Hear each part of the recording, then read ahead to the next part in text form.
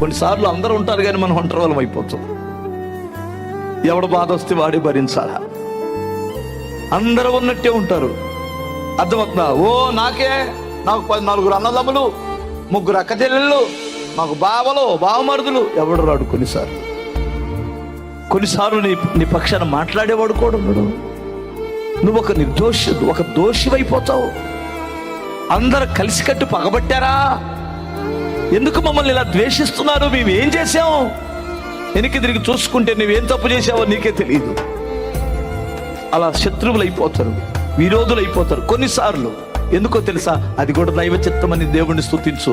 ఆ టైంలో నువ్వు దేవుని మీద ఆధారపడతావు. లేదంటే అసలు నాకు తలంత బలగం ఉంది, నాకు అసలు ఏముంది అని పెళ్ళిళ్ళకి పేరంటాలకు తిప్పుతానే ఉంటావు చర్చీస్ పెట్టి.